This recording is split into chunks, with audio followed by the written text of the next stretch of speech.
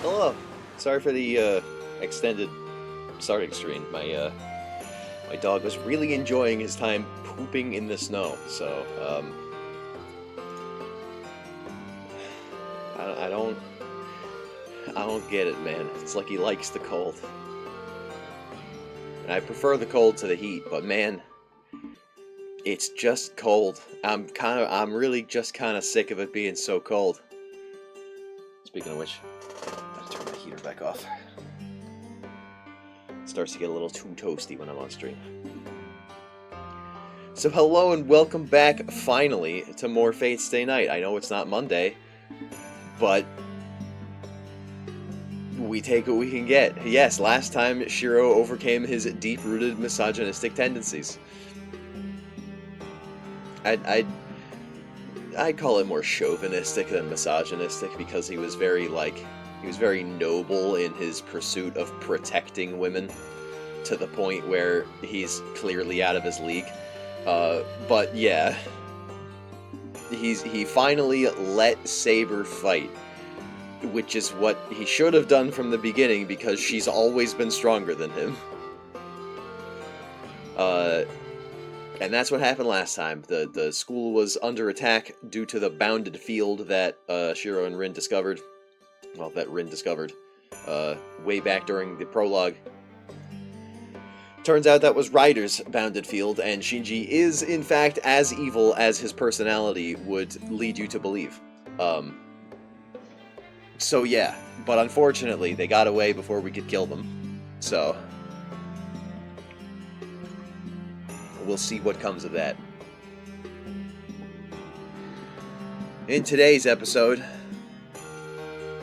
I don't know what's going to happen because we haven't read it yet. But I'm foreseeing some more excitement. God, it feels like it's been so long. Because I think we skipped Monday the 10th because I was sick again. And then this past Monday, I wasn't able to stream also. But I wanted to get it done this week, and even though this week is, like, over now because it's Saturday, we made it. We got there. I am a little stuffy, though, so there's that. But it's fine. We're doing it anyway. What could possibly go wrong? Don't ever say that, because then it will. But for now, I don't think we necessarily have anything new to report, anything that happened between yesterday and today. Oh, let me double check.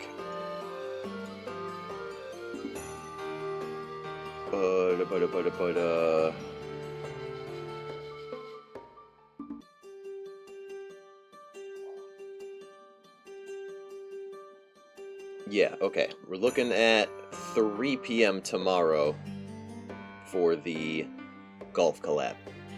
I don't know if I said that on stream yesterday or not, because we were still kind of figuring that out, I think. But yeah, 3 p.m. tomorrow. Lucky as shit that the first master he had to actually fight was the biggest poser, loser, magicless dirtbag possible.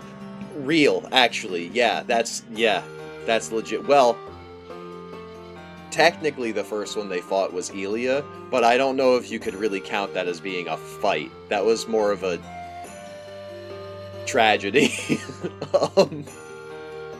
But yeah, it's a good thing that the first master he fought was fucking Shinji. Because if it was literally anybody else, Shiro would have had his ass kicked. Like, no way. I bet he could beat up Elia, but then Hercules would just straight up kill him. So, there's no way. Bazaka. Alright. Let's switch over.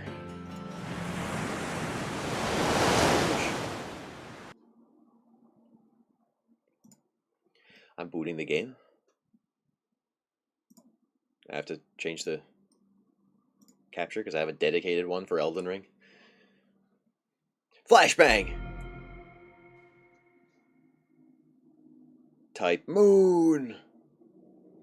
The moon haunts you! I haven't played any Marvel Rivals in like 3 weeks.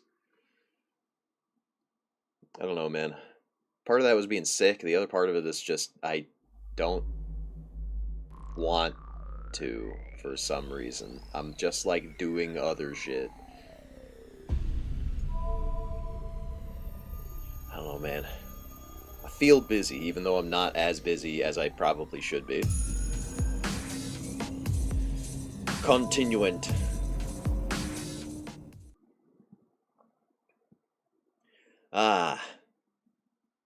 February 9th. Where were you on February 9th? Where was I on February 9th? It was a Sunday.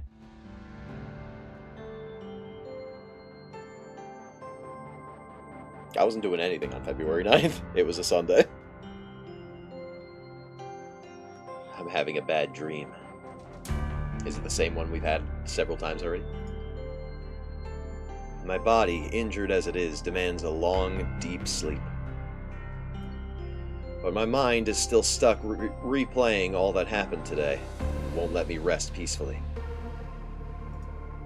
My body, still not fully healed, is burning. My mind is plagued with guilt. I think I'm crying out in my sleep.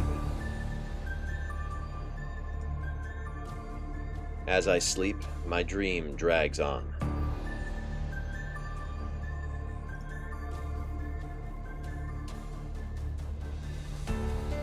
How many victims were there? Tosaka said there were no deaths, but that might just be the official story. No way does someone come out unscathed after having their life force ripped from them. They could suffer any number of long-term physical problems in years to come, or even brain damage from lack of oxygen. Some students even had severe skin damage. Even if they heal, they'll likely have scars for the rest of their lives.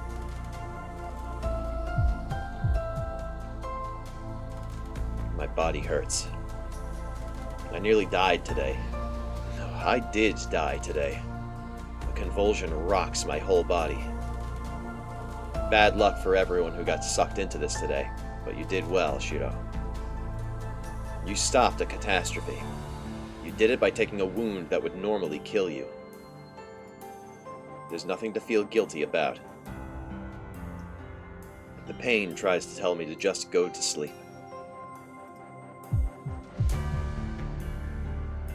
No. I can't make excuses for myself. It doesn't matter. There was a disaster and I just happened to be there, but I couldn't do anything. They're saying I saved lives, but I didn't save anyone. Not one person. If only this had just been a mistake, if only it hadn't happened, then my mind would be at peace and I could sleep. I'm pissed off. It's absurd, my heart complaining like this when my body's already so weak. There won't be a miracle like that. Just wishing for a do-over because things didn't go well, or were so terrible they should have never happened, is pathetic. You can't take back what's already done. It's not possible, and shouldn't be attempted anyway. So I can't just pretend all that didn't happen. There's only one thing I can do. Make sure I do everything I possibly can to prevent anything like that from ever happening again. That's enough sleep. I can worry about my body later. If I can move, I should wake up and hit the ground running. If my goal is to make sure no one is hurt, I'll need to push myself to the verge of death.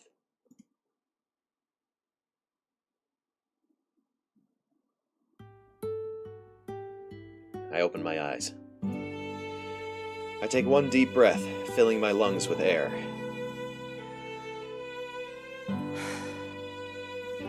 The frigid winter air dispels my drowsiness almost instantly. I realize it's just past 6 in the morning. Habits really are extraordinary things. My body must have at least partially recovered since I'm waking up at my usual time.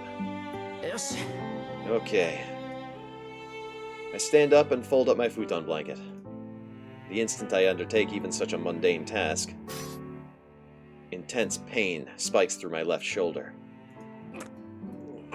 Yeah, I guess I'm not completely healed.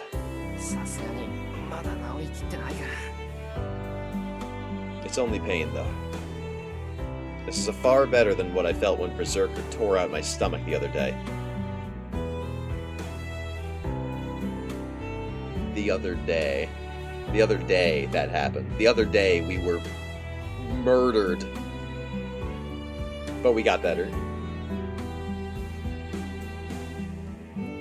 When that happened, my insides felt like they were slush, and the nausea was far more intense than the pain.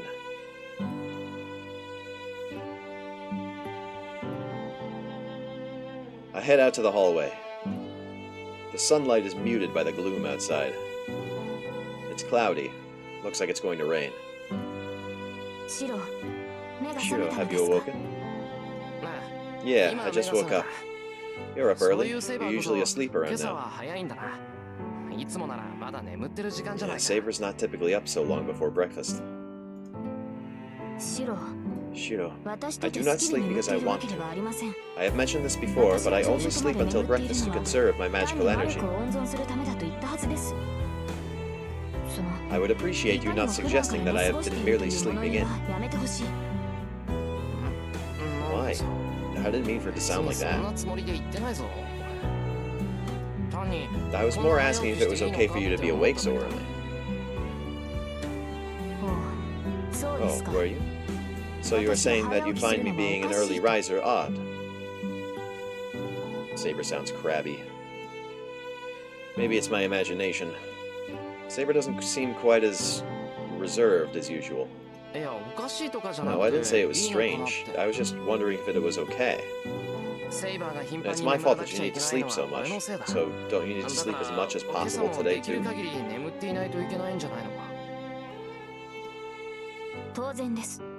Of course. But I am simply remaining on standby. I am sleeping in anticipation of emergencies, so I do not think it is logical for me to sleep right now.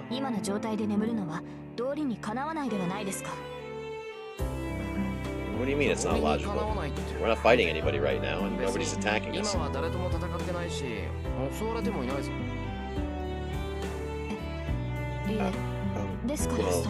that is... Saber's stumbling over her words. It seems like there's something else she doesn't want to say. Well, whatever. There's no emergency, so you should sleep until the next time we go out. I'll call you up when breakfast is ready, so just save your strength until then. I'm going to need your help all day today.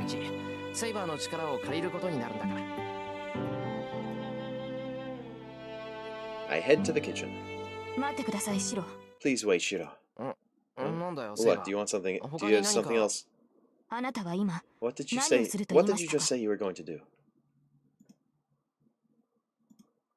I hold my breath, barely realizing I'm doing it. She's asked me something, but her eyes are preventing me from giving an answer. You should be resting. Green will prepare breakfast. Your priority is recuperating in your room and letting your body heal. If you do not understand this, then I will not hear your answer to my question.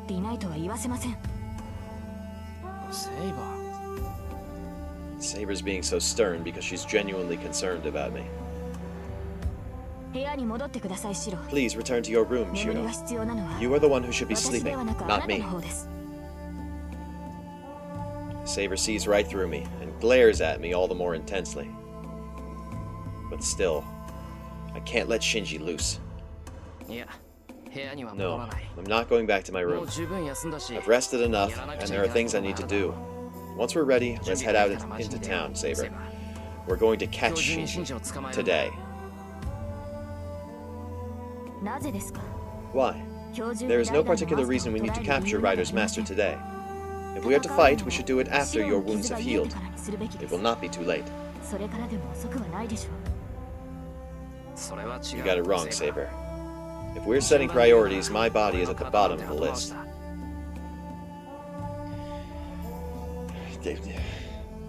We've made progress on the chauvinist Shiro. We have not made progress on the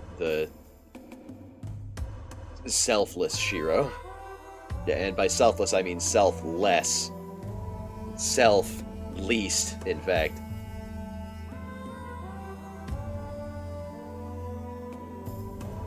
God, all this makes that ending of Heavens feel so much more impactful.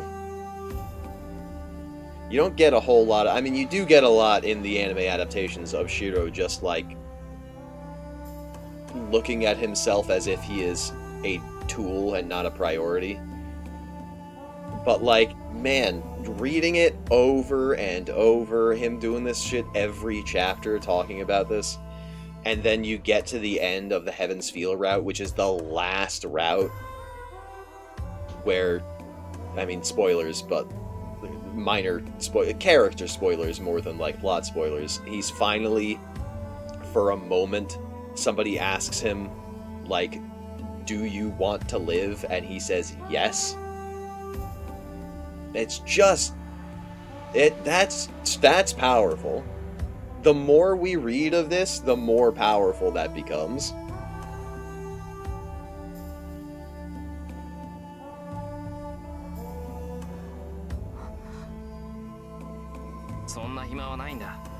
We don't have the luxury of waiting. You know exactly what Shinji is willing to do. We need to separate him from Ryder before they make another bounded field. He won't be a threat if he doesn't have a servant.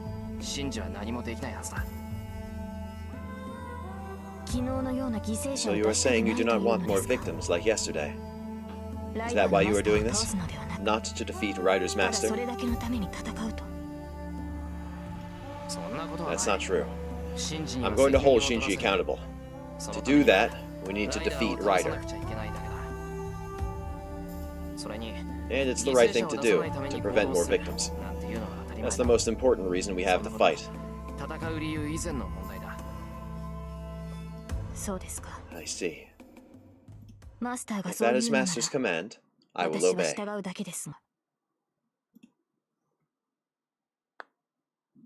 There's some very good timing with this music. Find Shinji? Well, I don't really have a problem with that, but you're saying this because you think you have a chance at winning, right?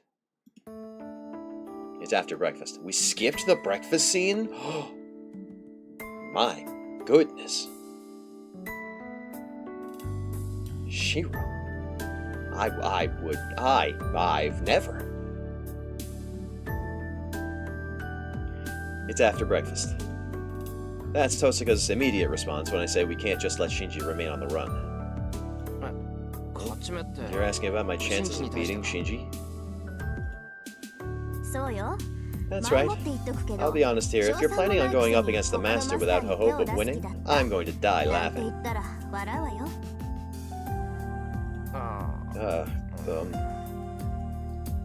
Crap. Now that she mentions it, I've really only thought about stopping Shinji. I haven't given much thought to the details. Or any. Emiya, are you serious? Sorry. Laugh all you want. Oh, wow. Sorry, that's really not funny. That reaction makes it clear how stupid I'm being. I want to curl up into a little ball and hide. Saber, your master's talking nonsense, so what do you think?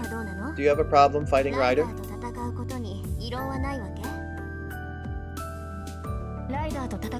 I have no qualms about fighting Ryder. I have already assessed her strength. And I believe Shiro has also gauged her abilities. He confronted her directly as well. Oh, really? So Shiro knows how strong she is too. Tosuka looks my way, her eyes curious. She obviously wants to know about how strong Ryder is. True, I do have something of an assessment. Maybe it's because I've formed a contract with a servant, or maybe it's the power of the command spells. She may not be my servant, but I have some understanding of her abilities, since I've seen her fight. Ryder wasn't an especially strong servant. Ryder isn't as strong as Saber. If they fight one-on-one, I don't see Saber losing. I see. So you do have a chance of winning. Shinji's not a mage, so Ryder can't get any support from her master. So it'll come down to a duel between Saber and Ryder.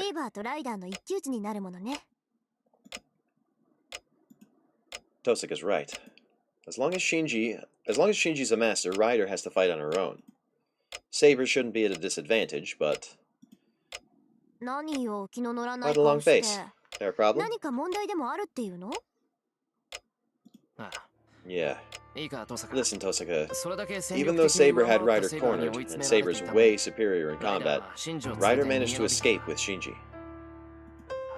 I think it was Ryder's noble phantasm. The arrow of light that tore through the hallway. If Saber hadn't shoved me to the ground, that wave of destruction would have completely annihilated me. If that was Ryder's ace in the hole, we shouldn't take her lightly, even if she is weaker. So that means Ryder is one of those types whose noble phantasm is more powerful than the servant itself. So, Saber, Shiro aside, you must have been able to tell what Ryder's noble phantasm was, right? You should have some idea since it was deployed in front of you. I must apologize. I was so intent on protecting Shiro, I was not able to determine what it was. Had I taken the time to do so, Shiro and I would have been caught up in it.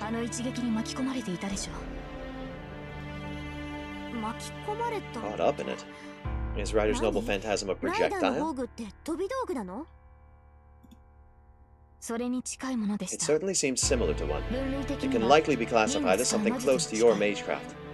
That was not an anti-personnel noble phantasm like my sword or Lancer's spear. It's close to my magecraft? That doesn't sound right. Your magic resistance is god tier. Modern magecraft just can't hurt you. If there was a magecraft you actually needed to avoid, it would be from the age of the gods.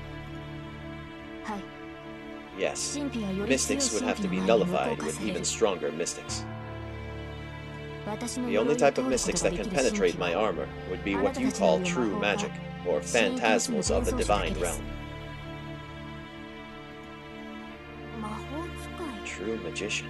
Are you trying to say that Rider is a mage? No, I did not feel that much magical energy from her. She is Rider. If there is a true magician around, it could only be Caster. Rider's noble phantasm is likely something different. It must be that second option, a phantasmal.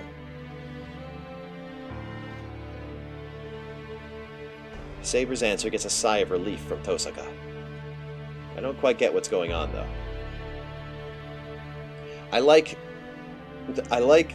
the pouty expression on Rin that is definitely implying that were she to go up against Aoko, Rin would straight up surrender because she knows that she can't win.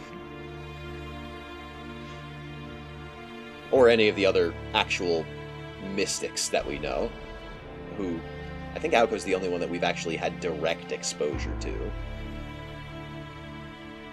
Like, we know about Kishir Zelrech, but we haven't, like, seen him. Yeah, I think Aoko's the only one that we've actually seen so far. Anyway, just a little, just picturing the two of them fighting in my head, because their character designs are so similar and their personalities are so similar. It's funny to me that it's so clear who would come out on top. You would think it would be an even fight. Saber, is your armor that strong? You say only true magic can penetrate it, so does that mean Lancer's gay bulk is true magic? I think that's technically true, but it's more like a curse. Yes, you're right. Lancer's gay bulk is a curse, close in power to true magic. Rin, would you care to explain this to Shiro? We've been getting a lot of bots lately.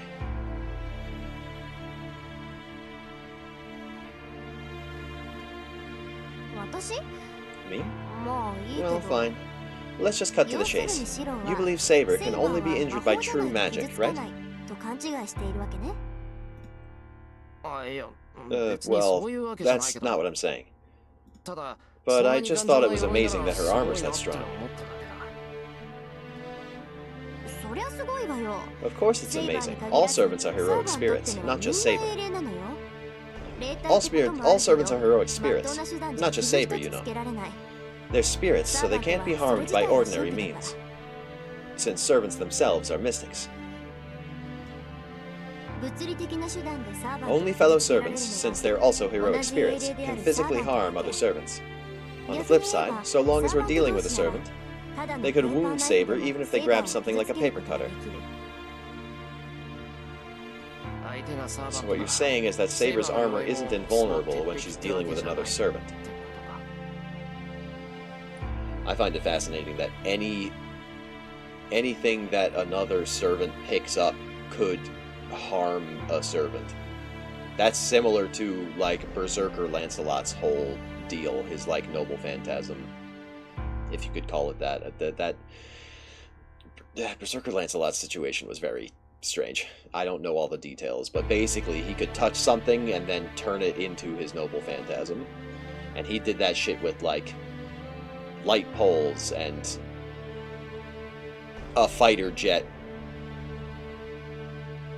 which was the coolest shit. Anyway. Yep. But Saber is skilled at close combat, so there's no way she'd be wounded in hand-to-hand combat. The only other method would be to attack her from a long distance, like with a magecraft projectile. But Saber has, despite being a knight, remarkable magic resistance, so she can deflect most magecraft. Curses, the epitome of bad luck, can't touch her. While more direct intervention, like firing magical energy at her like arrows, also won't work. If someone wants to defeat Saber, they'll have to fight her head-on and beat her that way.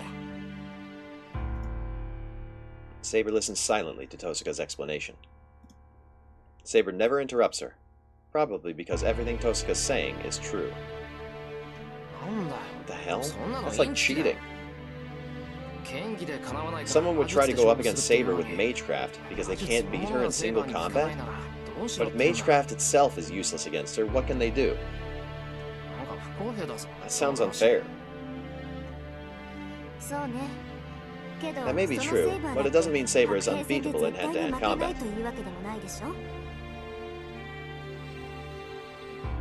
Saber has become agitated. Berserker is much stronger than Saber, and even Lancer has a spear which can be fatal.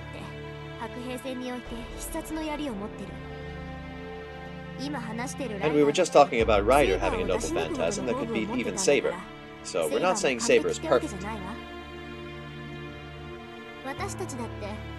Even we have ways to defeat Saber. We just need to use magecraft that exceeds Saber's magic resistance, or borrow a weapon wielded by a servant to cut her head off while she's sleeping. Servants' weapons are spiritual too, so they should be able to hurt her. I'm taking notes. I'm noted. Not that I have plans to cut off Saber's head while she's sleeping. That would be fucked up and very detrimental to the story. It's an alarming example, but I get it. Wait, but hold on, Tosuka. We probably shouldn't be talking about things like this in front of Saber. I see. So it's not that Rider's noble phantasm was exceptional. Saber just went on the defensive because it was a servant that was attacking.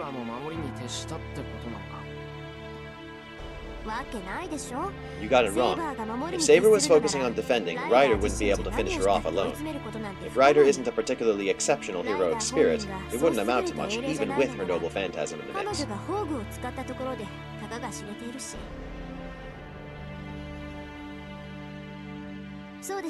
Do you agree, Saber? Do you think Rider's noble phantasm is unrelated to her abilities, right?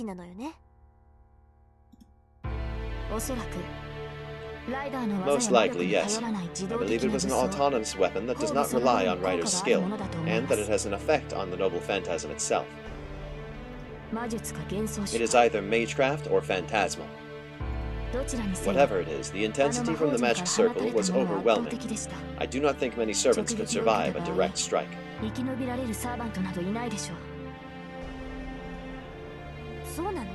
Really? By how much, quantifiably? If I were to describe it in your terms, I would rank it at perhaps A+. This is a matter of opinion, though, as I am not certain.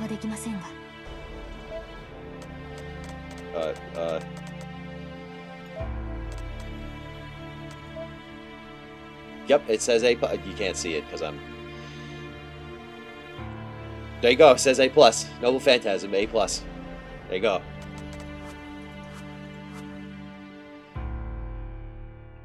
She said it. A+? That's one step below true magic. Oh, I can't believe it didn't just blow the entire school to bits.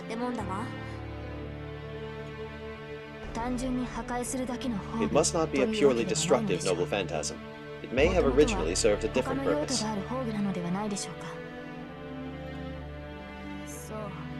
Maybe. But this is a problem. According to Saber, it's beyond an A rank.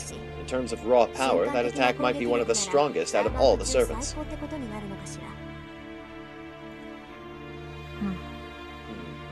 Yes, it did seem like it was a noble phantasm that excels in both offense and defense. However, my noble phantasm is more... Saber's face is indecipherable. Huh? I don't know what just happened. Saber doesn't look amused. Saber? Did Tosaka say something that worries you? Oh, no, it is nothing. But I do believe it is inappropriate for a knight to ask another for their opinion of who is stronger.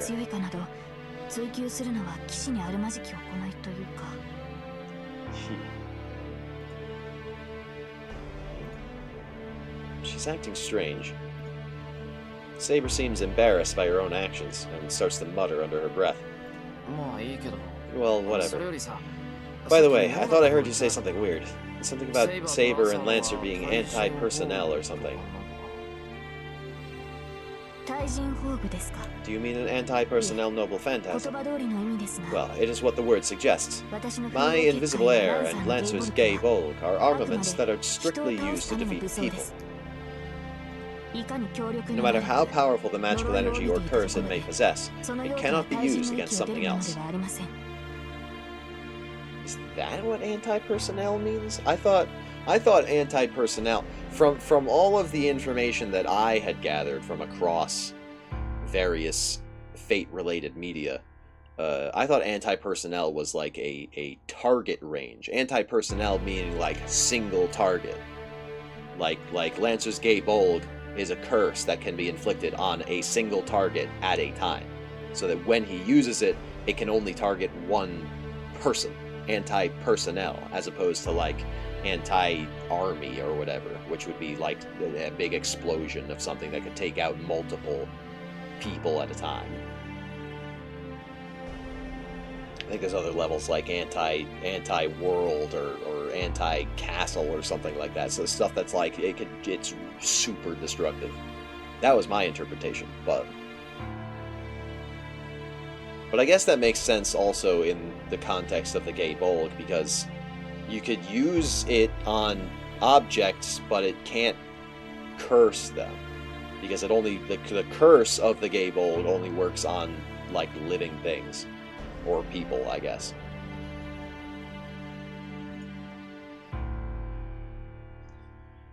Well, I guess that makes sense. Saber's invisible sword is definitely useful in battle, but that's only effective against people. If you chop firewood with Saber's sword, whether you can see the blade or not is going to affect how quickly you can chop wood. It's the same with Lancer's Gay Bolg. Even a cursed spear that always strikes the heart is just a sharp spear if you use it against a boulder or a house.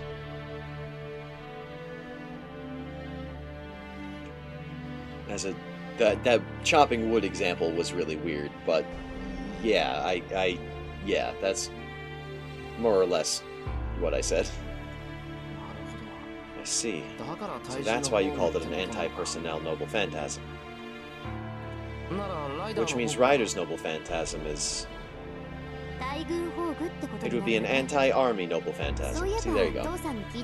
Actually, I heard from Father about this once. Certain noble phantasms are designated anti-personnel and others as anti-army.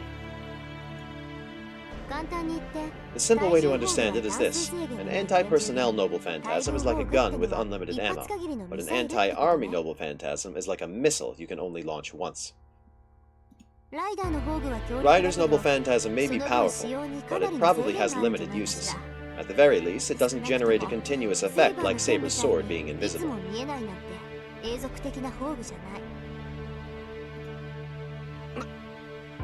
What? Hold on a minute. A gun versus a missile? There's no contest. Sure, Saber's invisible sword is awesome, but if she goes up against a ridiculous noble phantasm like that, she'll be dead before she can even swing her sword. So you're saying that if we're going to fight Ryder, we need to defeat her before she deploys her noble phantasm. You see, it's at this point that I've got two questions. Or, I guess, two thoughts. One, Can a servant have multiple noble phantasms? Can a servant summoned to a specific class have multiple noble phantasms while in that class? I think, technically, yes. It doesn't work that way in Fate Grand Order, obviously, for game mechanic purposes, but I think you can have more than one noble phantasm. And two, obviously, Invisible Air isn't Saber's actual noble phantasm. Like the real noble phantasm is Excalibur, Sword of Promised Victory. But I don't know whether or not she's gonna bring that up. Probably not, but like, she's gotta be biting her tongue so hard.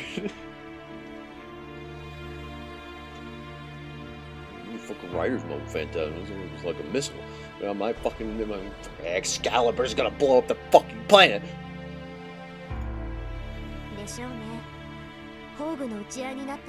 Most likely. You got no chance if it becomes a battle of noble phantasms. If you're going to find Ryder and Shinji, you should at least keep that in mind. The biggest requirement is for you to defeat Ryder before she deploys her noble phantasm. The longer you draw out the fight, the more of a disadvantage you'll be at. Or you can defeat Ryder's master while I battle Ryder. He's not able to fight, so that might be a better plan. Beat the shit out of him with my bare hands. With my wolf hands. I got wolf hands. So that's what we've come up with. Since we have no strategy to deal with Ryder's noble phantasm, we just need to defeat Ryder before she uses it. Whatever noble phantasms other servants have, we still don't want to have to deal with Ryder's. Thanks for the warning, Tosaka. We're going to go find Shinji, but what do you want to do, Tosaka? Will you stay and watch the house? Well, if you insisted, we could have come with you to look for Shinji, but I'll pass. Ryder isn't the only enemy. We can't forget that we teamed up initially to beat Berserker. So while you're out pursuing Shinji, I have something else to do. I wonder what. Tosaka stands up with a frosty smile. See you. I look forward to hearing some good news.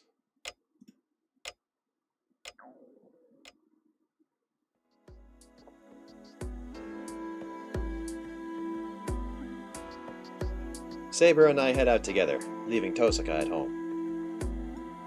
It's 7:30 in the morning. The hilly road is extremely quiet. The road is usually packed with students going to school, but there aren't that many people around today. I heard the school will be closed for a while. There may not have been any deaths, but a majority of students are still bedbound. The symptoms are like severe malnutrition, so it should be a few days before they're up and around. But those are the lucky ones. There are still some whose injuries will last a lifetime. I hear Taiga was among those sent to the hospital. Do you need to go visit her, Shiro? Yeah, I hear Fujine is just fatigued. I was told not to worry about her and to just study at home. Before we left, I phoned the Fujimura house and asked how Fujine was doing. I want to go visit, but I need to hold off for now. So are you going to concentrate on investigating? That is fine, but do you have any leads? I can sense the presence of servants, but only when they are nearby. Unless you have a lead of some kind, it will be difficult to locate them. I mean, the first place to check would be the Mato Mansion, right? But that's their friggin' stronghold, so I wouldn't advise attacking them while they're there.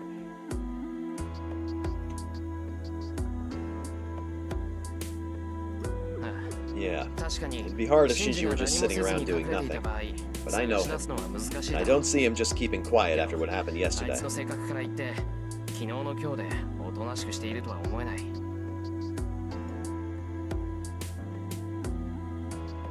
Shinji's not the type to just sit back and take a beating. So you believe Ryder's master plans to create another bounded field? No doubt about it. He's like me, he can't provide his servant with magical energy. If Shinji wants to get revenge on me, he'll need a lot of magical energy. Which means it might not be so hard to find him. So rather than looking for Ryder's master, we are going to look for a bounded field. Yeah. We may not be able to detect the master, but we should be able to detect a bounded field of that scale. And we'll be able to pinpoint the site too. We'll just need to find a big building that draws a large crowd. This is a surprise. That is brilliant, Shiro. I do have a brain, you know. If I wasn't confident about finding them, I wouldn't be saying this. Yeah, I'm confident. The bounded field is one thing, but there's a point to us walking around like this too. Shinji probably can't leave me alone any more than I can leave him alone.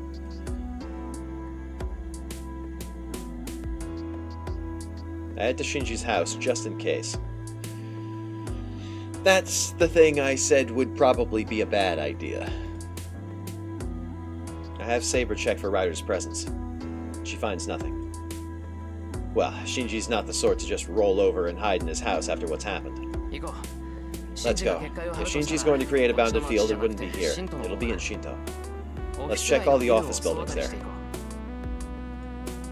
I call Saber over and turn to leave the Mato house. Shiro, this is Sakura's house, is it not?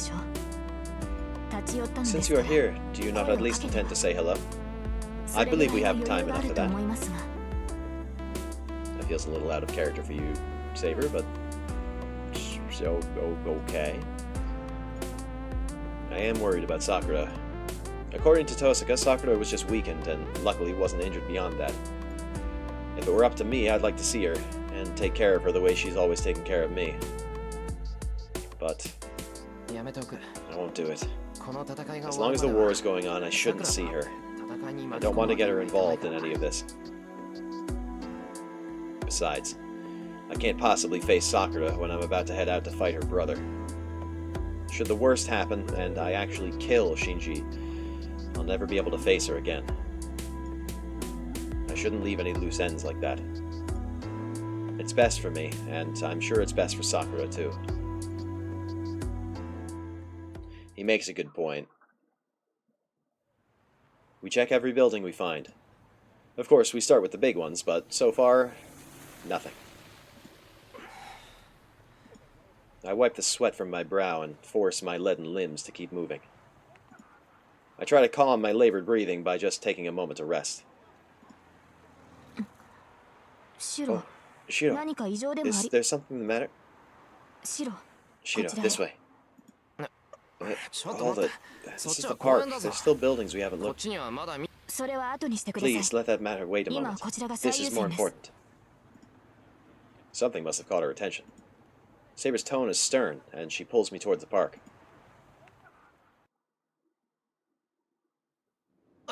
Hey, Saber, what's going on? Why are we here? There's nothing here, even you know that.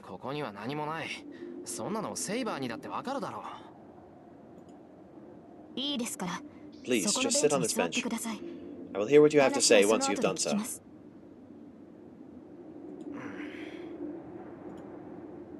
Saber's intense about this, so I reluctantly sat down. And then, for a moment, I almost feel faint. I hold my head with one hand. My forehead is damp with sweat, and my breathing is labored, even though I'm sitting down. Hey, wait a minute. Why would I be sweating like this in the dead of winter? This is weird. I don't know why I'm so exhausted. As soon as I say that, I realize what's going on. I'm not exhausted. My wounds haven't completely healed, so they're tingling.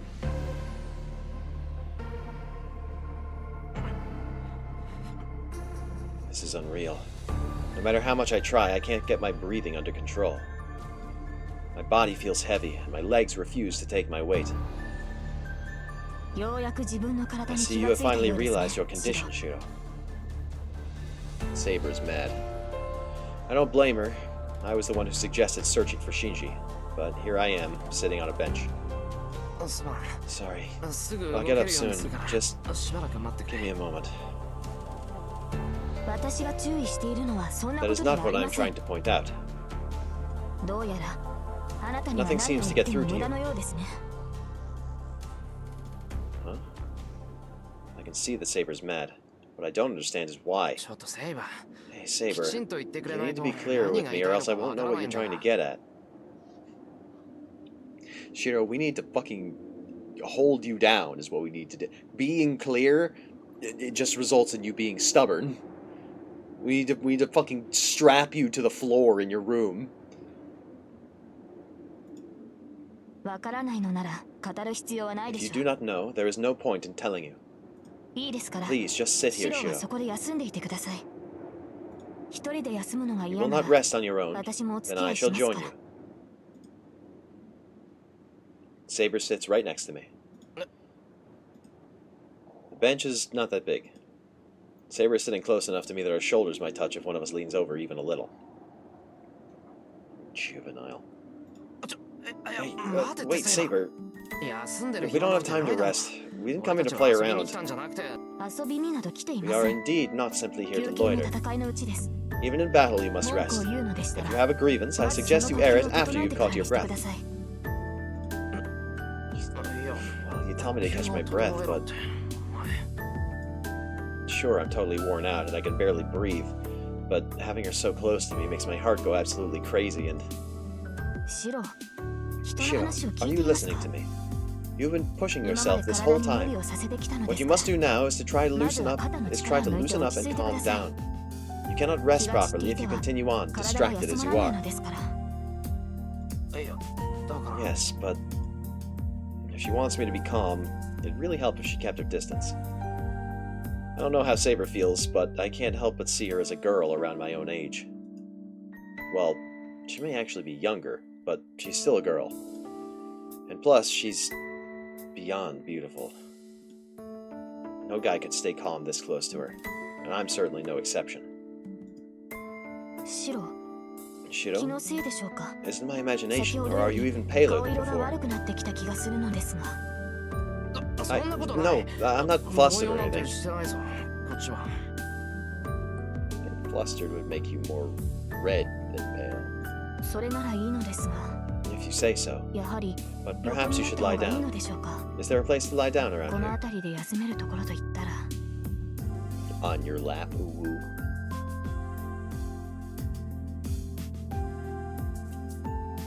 Anyway.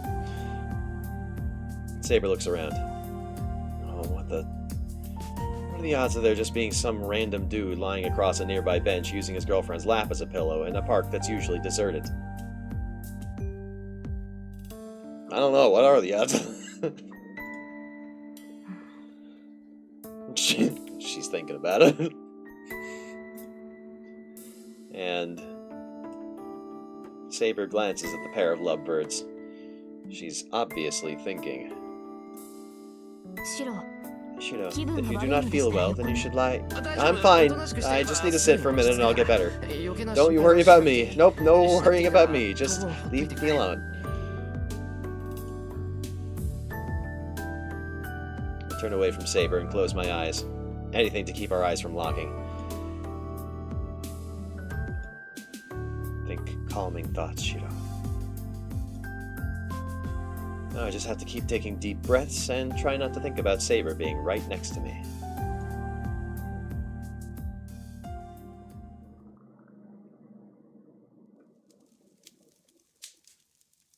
It took a night for the fire to die down.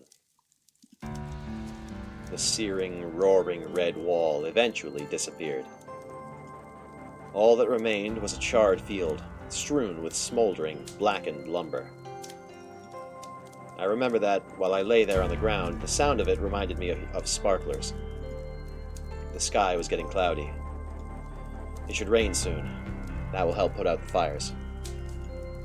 I could hardly even breathe as I lay there, staring dazedly at the sky. Charred remains hemmed me in on all sides. Burns cover almost my entire body, and there's an especially painful sensation around my chest. My chest is gouged out. I could probably touch my own insides. Oh yeah, I'd forgotten about that. I didn't collapse because I got tired. It's not that my numb body was trying to do me a favor by letting me rest. I collapsed because I was much too hurt to keep moving. At all. That's why I ended up just accepting it, calmly. No panic. I knew I wasn't going to make it. Everyone else was dead already. So I wasn't scared. Staring up at the cloudy sky, I felt myself just sort of fading away. Yet, in the haze of fading consciousness, I decided that as long as I was alive, I'd try calling for help, right till the end.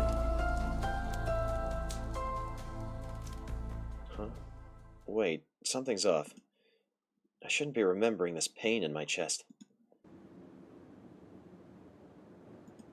I jerked myself upright, and tugged my shirt open to check myself over. Yeah, I figured as much. There's no wound. There's no scar on my chest. The respiratory distress that burn caused did almost kill me, but I didn't take some massive chest wound. If something like that had happened, even Kiritsugu wouldn't have been able to help me. But more importantly... Oh, it's already night? Did I fall asleep, Saber? Yes, you slept deeply, so I did not wish to wake you. It seems to have helped, though. You have regained some of your color. That's not very nice. Sure, it might have been my fault for passing out, but you could have woken me up. I told you we didn't have time to rest.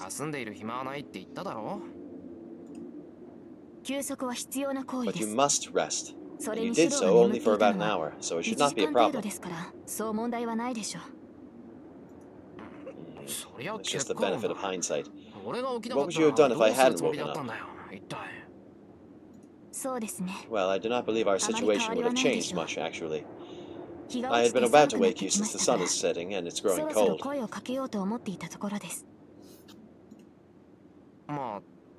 do admit, I feel a lot better.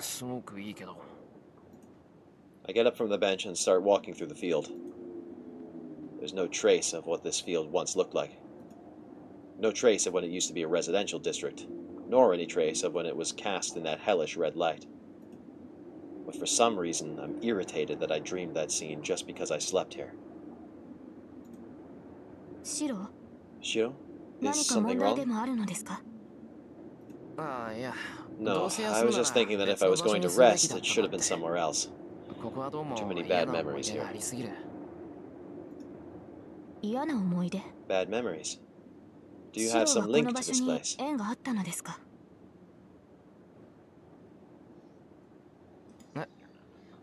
Oh, right, I never told you. I used to live around here a long time ago.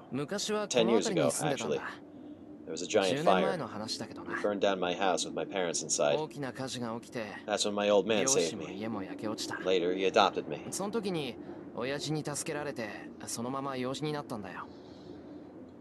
Alright, we're gonna take a short break here for ads. And I'm gonna take some more painkillers because I forgot to mention it at the top of stream, but I, twisted my neck or something in my sleep, and it has been bothering me all day. That's also why I'm, a little less animated than usual. Or if I seem a little less animated than usual, that's why.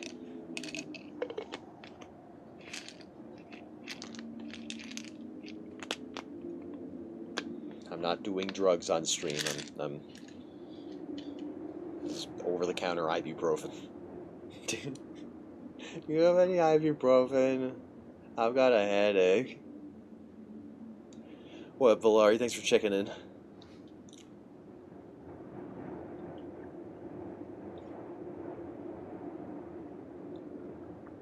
We just got ads, so we're taking a short break. Yep.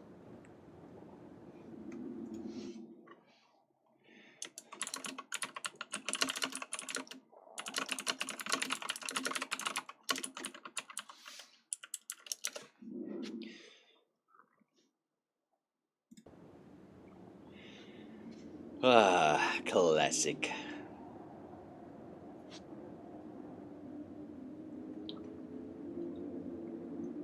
Ah. Man, it's probably a good thing that we skipped the breakfast scene because I'm hungry. I maybe should have gotten food before we started stream, but I decided against it. It'll be fine.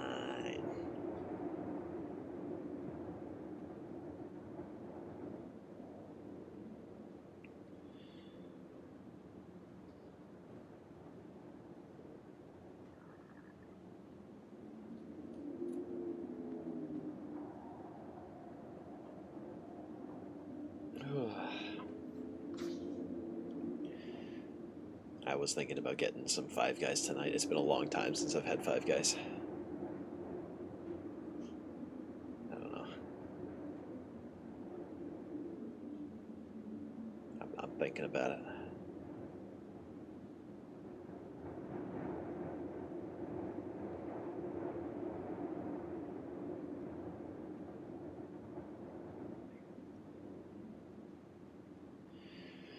But I'll have to see after stream.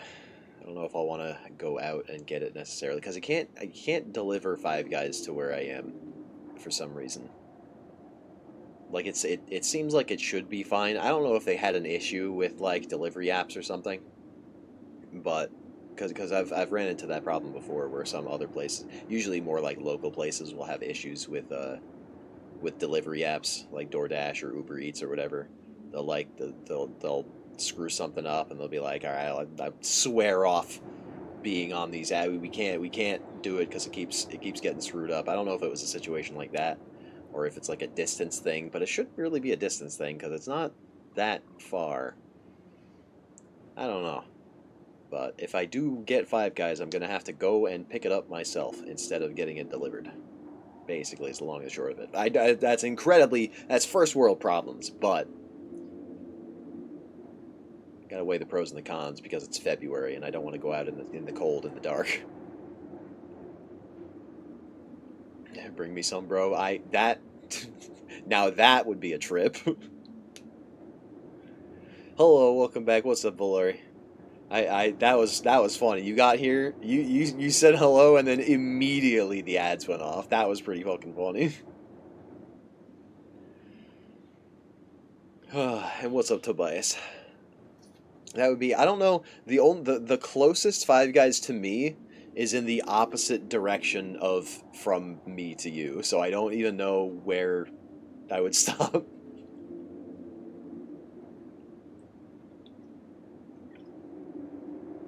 That would be an interesting journey. But yeah, I'm thinking about getting Five Guys, but I might not.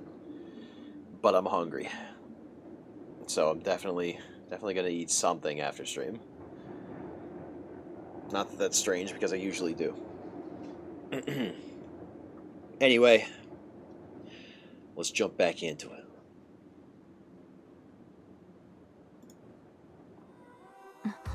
What?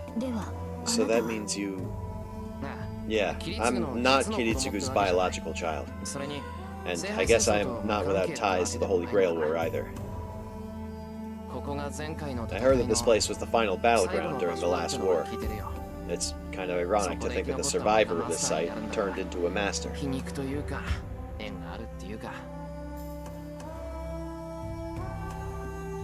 I walked through the field. It's been 10 years, but it still seems like the ground hasn't recovered enough for even grass to grow. Maybe all the resentment of the people who died here seeped into the land itself. Shiro, is that why you're so adamant about not allowing innocents to be harmed? As a victim of the Holy Grail War yourself, you are hoping to avoid creating any other such victims. Well... Now that she mentions it, I guess I can see people coming to that conclusion. Surprisingly, I've never thought about it like that. I'm not sure. You have a good point, but I think it's something simpler than that. 10 years ago, I was so happy when Kiritsugu saved me. I didn't feel anything else at the time, and I think I just aspired to be like him one day too. Yeah, I was just happy. Words can't even begin to describe what I felt when I called out for help and actually got it. But at the same time, the happier I was, the more guilty I felt. It didn't feel right, though, knowing that my wish was the only one to be granted. My old man saved me, but no one else was saved, and they couldn't do anything about it. Everyone wished for salvation, but only my wish was granted. Only I was saved. And in exchange, everyone else died. And that's why I have to take responsibility. But I can't take back something that's already happened. If I want to do something for the people who died, I should focus on preventing what's to come. I will not allow another catastrophe like the one 10 years ago. If something like that ever happened again, I'd never be able to face the people who got sacrificed that time. At least, that's how I see it. More importantly, we need to get back to looking for Shinji. I feel better now, and we need to hurry up and check the buildings we haven't gotten to yet. Besides, there should be fewer people around at night. If Shinji wants to attack us, this'll be the time. So if our plan is to be bait to lure him out, it's time to get to it. Let's go, Saber. Let's get back to the office district. Saber? What's wrong? Did you forget something? No. I was just recalling what happened this morning. I suggested you focus on healing your wounds before going out looking for Ryder's master, but you told me our priorities were mixed up. You mentioned the same thing yesterday. I believed this for some time, but now I am certain.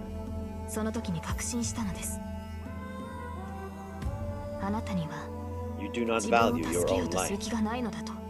Finally, somebody said it. It's like she just stares at me and lays it out, like it's a sin or something. You put others ahead of yourself. Admirable though that may be, you will one day regret doing so. You should value yourself more, Shiro. Saber cuts past me. Let us go. Being here is clearly not good for you. Saber heads toward the office district. I try to call out to her, but I can't stop her. What are you saying?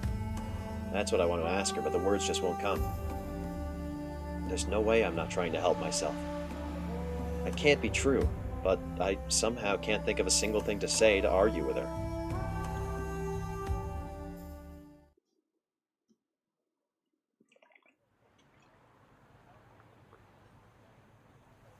We make our way through the town after dark. It's a little past 8. The station is at its most crowded hour, and Saber and I stare at the map of the town. We have checked most of the main buildings around this area. Is there anywhere else we can go? Let's see. There's a factory a little further out from here. We should probably go check it out since people gather there. Not that factories are exactly Shinji's style.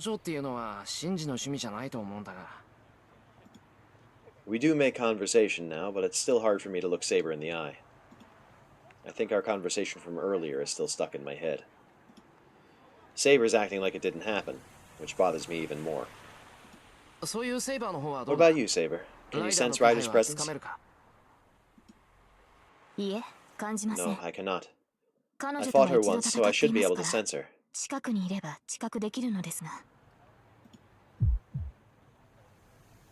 An odd feeling prickles my skin. Even I can feel the wave of magical energy that washes over us. There's no way that Saber can't. Shiro, I do not believe I need to tell you, but... I know. Are they close, Saber? No. They are not close enough, but we are most definitely being watched. This wave of magical energy is likely an attempt to provoke us. If we're being watched, that means they've fallen into our trap. Releasing so much magical energy is an obvious attempt to lure us out. So, is this Ryder? My mind changes gears. The awkwardness between Saber and me earlier disappears. I will track the source of magical energy. Please be careful, Master. I nod. The wave of bloodlust I feel stinging at my skin is coming from the direction of the office district as it slowly empties of people. Yeah, we're logging in. Today, of all days, maybe there'll be nobody working overtime. Most of the lights in the windows of the buildings seen as the heart of Shinto are dark. There aren't many people on the sidewalks, and we have a pretty clear view of the building. I don't see anyone suspicious. If Shinji's anywhere, he'll be up ahead. Maybe in the park we just left. I feel the bloodlust growing more intense. The enemy's nearby. Or more like... a chill runs up my spine. If even I can feel this aura of bloodlust, then we're probably already in enemy territory. Saber, be careful. Something's not right. You are correct, but I do not believe they would attack us with so many others present. But it is difficult to be certain with this foe. It is best to be cautious. We both nod in silent agreement and make our way toward the park. It's probably best to ignore the oppressive sense of a knife being pressed to my throat. Shinji and Ryder are nowhere around the office district. If they're going to attack, it's probably going to be somewhere in the park, where there won't be anyone else around.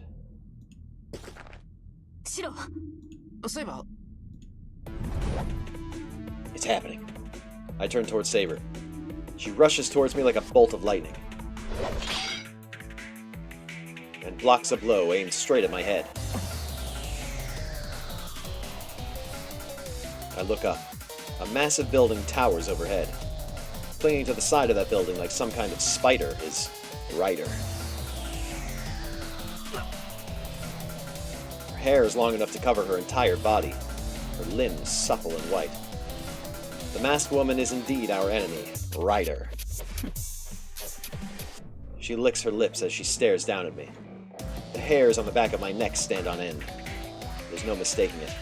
She came spiraling down from the top of the building, aiming to take my head in a sneak attack from our blind spot. Saber lands on the ground. In the time it took for her to rush in to block Ryder's attack, Saber summoned her armor. Saber, she's... I will go after her. Please, stay here, Shiro. Go after her? How? Saber kicks off from the ground, and she disappears into the sky with a glint of silvery armor. Ryder clinging to the side of the building like that is absurd enough, but Saber leaping skyward in pursuit of her is just outright ridiculous. No, they're servants. Normal logic doesn't apply here. Like Ryder, Saber moves along the side of the building, striking at her with dizzying speed. The two shadows clash and cross against each other. The sight of the two of them fighting overhead, darting along the building as they climb into the air, is like watching two fighter jets. All the while, It's the very Shiro answer to not do as he's told.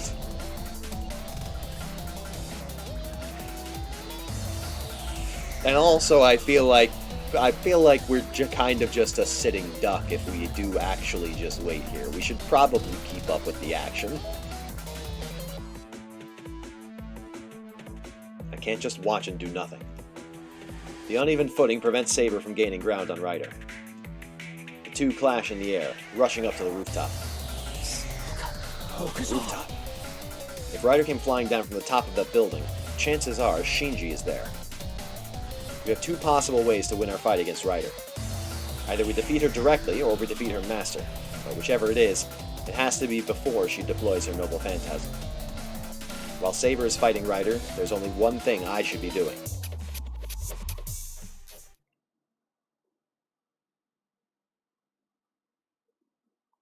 Interlude.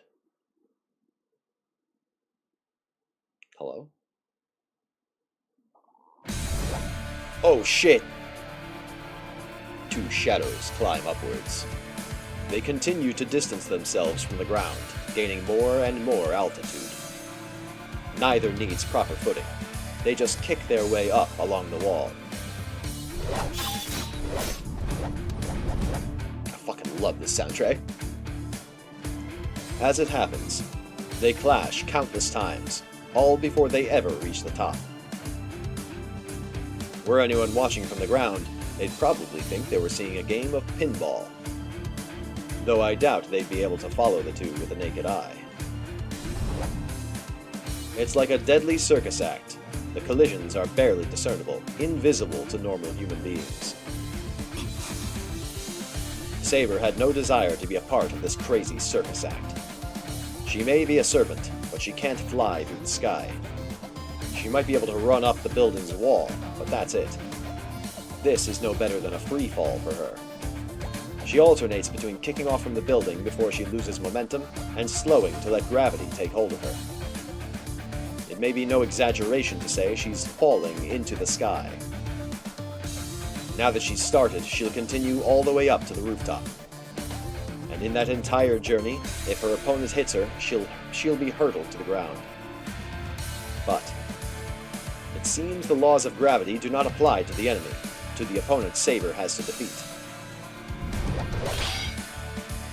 The streak of purple shoots across the side of the building in pursuit of Saber, while Saber focuses on reaching the roof. Gravity has no hold on Ryder. She leaps around effortlessly, moving in and from all directions, up, down, left, right, to strike at Saber. Her long hair trails out behind her like a comet tail, and she looks like a snake wrapping itself around a log. Saber's feet touch the wall. She leans sideways and kicks the wall, aiming for the edge of the building. Saber suddenly shoots out at a right angle to her previous trajectory. Not one of the attacks finds its mark. Ryder is simply no match for Saber's raw power. Saber shakes Ryder off with a single kick, then kicks upward once again when she reaches the building's side. She aims herself upward. If Ryder is like a serpent coiling around the building, Saber is like a bursting spark. But it looks like Ryder might have predicted her moves. The distance between them remains the same. Ryder continues along the side of the building, not letting Saber open any distance between them. She strikes every time Saber has to take a step.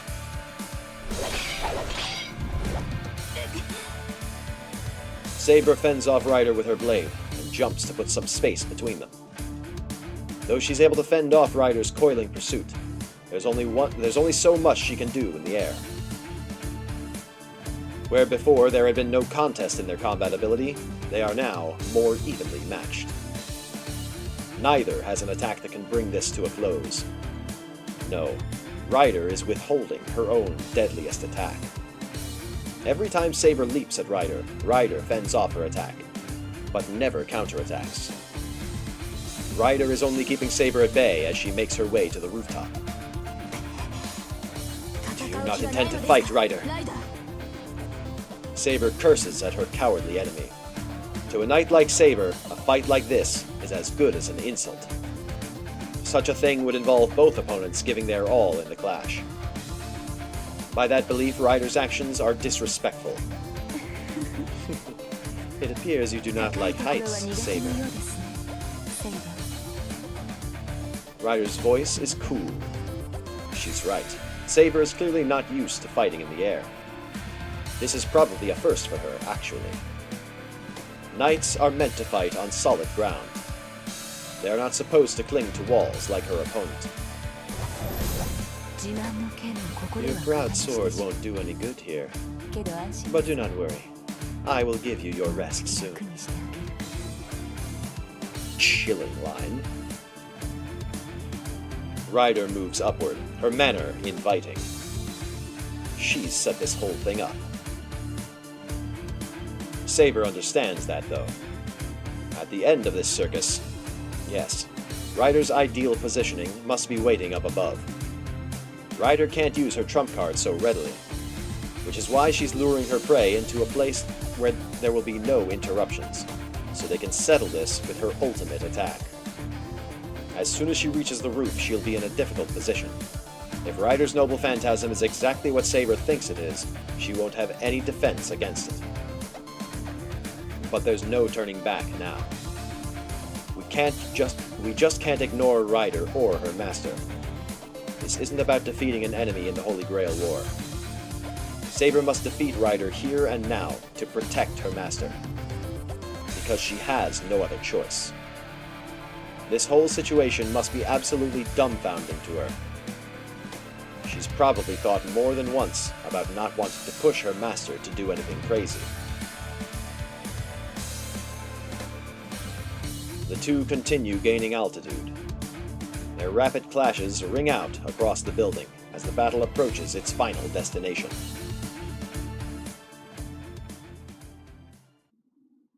I feel like the interludes should use a more passive voice, because the narrator in the interludes said a lot of like I and I think and like this is. It should be more like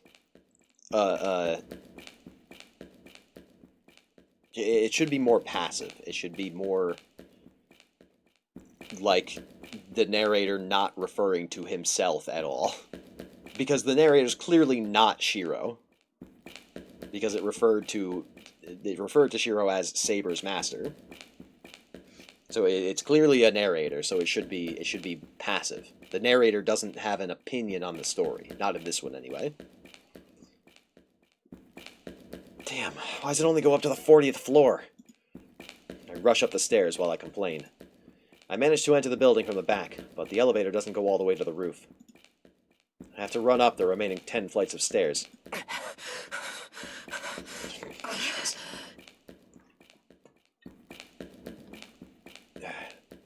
I hope you haven't been skipping your cardio, Shiro. I climb the stairs as fast as I can. I'm not sure how long it's been since Saber and I split up. Probably less than 10 minutes, but that's too long. You never know how or when a battle will end. Even Saber's not perfect. She could make a mistake and get into trouble. So before that happens, if I can make Shinji use up his command spells, Ryder must stop fighting. The harder I run, the more my still healing body aches. Sprinting around the building, then up the stairs, has left me out of breath. But I don't slow down. No, I speed up. Something about this has me worried. I'm not sure why, but my chest hurts. It's not a physical pain. Something is warning me of danger ahead. Saber can't win. There's something on this rooftop that shouldn't be faced. I try to shake this feeling off and focus on climbing the stairs. The wind is strong. The moment I open the door, the city's nightscape fills my field of vision. Scorch marks pock the concrete. And at its center, at the heart of the burned, scarred rooftop, Saber is on her knees. Saber!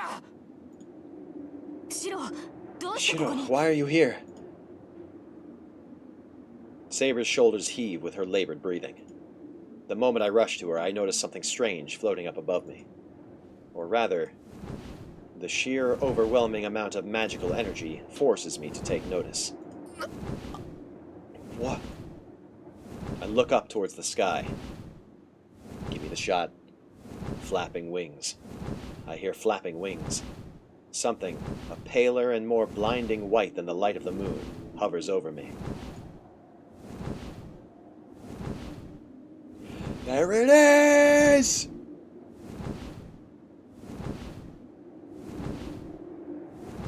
Bellerophon! Technically it's Pegasus, but like, she calls it Bellerophon. It is. A legendary mystic I've only heard about in a myth.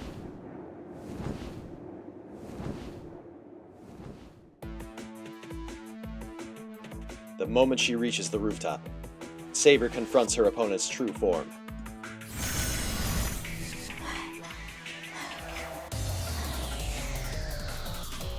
Saber leans on her sword, exhausted, and looks up. The white light rushes toward her. Saber unleashes the wind that shrouds her sword, using it to create an invisible barrier. She goes flying backward. Her attempt to block the onrushing Pegasus fails to even slow it down. The force of the impact knocks Saber back, slamming her brutally into the ground. There's no time to be lying down. Pegasus turns midair and resumes its glide without so much as pausing. She can't possibly brace herself. Her only option is to try to evade. Even if she manages that, the after effects of its passage will chip away at her defenses. If this keeps up, it will hit her eventually.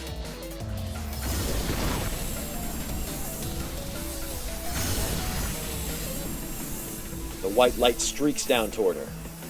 Pegasus sails far overhead and knocks Saber backward before sweeping back into the skies. Saber can't possibly reach it. There are no walls she can kick off of, not here. Even if she could, there's no way she could actually reach Pegasus.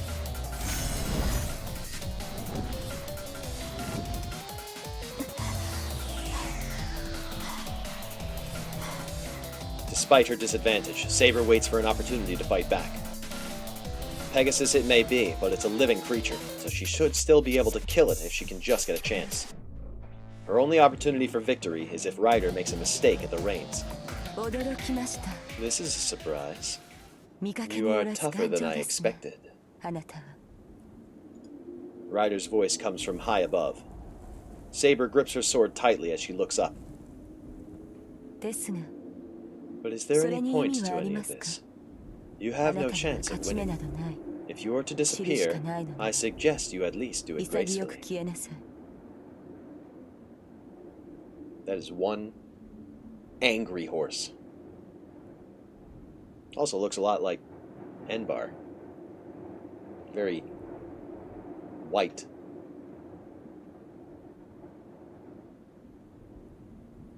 Enbar ain't got wings though.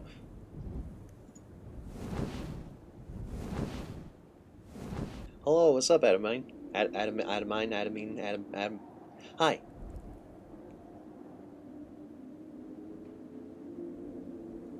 Don't worry about it. Ryder's voice is calm. Even so, I hear just the slightest bit of joy in it. I expected you to have a phantasmal species, but I didn't expect you to have this, Ryder. A phantasmal species. As the name suggests, it refers to creatures which exist within an illusion. Humanoids like fairies and giants. Demonic creatures like Oni and dragons. If they are considered mystics, that alone makes them superior to magecraft. It's the law of nature for mystics to be destroyed by other, stronger mystics. In the same way magecraft grows in power with knowledge, phantasmal species accumulate power from their longevity. Even if a human masters magecraft, the most they can accumulate is about 500 years worth of it. Take a species that's lived since ancient times. There's just no contest between that and a mystic that's only 500 years old. But it's been a long, long time since humans and phantasmals existed in the same world. The longer the phantasmal has lived, the further it's distanced itself from this world. The only phantasmal species in the modern world are a scant few hundred years old. So, Saber expected the phantasmal rider has as her mount to be only a few hundred years old. I'd like to take a moment to reference us back to Witch on the Holy Night. The werewolf, the lichen that we fought. I don't remember his name. The blonde kid, the golden werewolf. Also a phantasmal, and I think only a few hundred years old. Like maybe like 100 or 200 years old, I believe. Which is why we were able to punch him to death.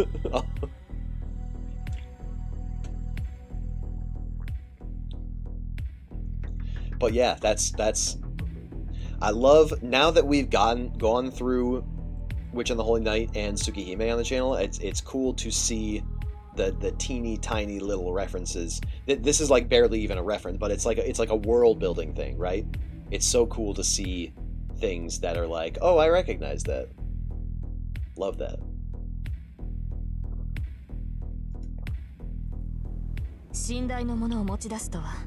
You must be truly wicked if you thought to bring something from the age of gods here, Ryder.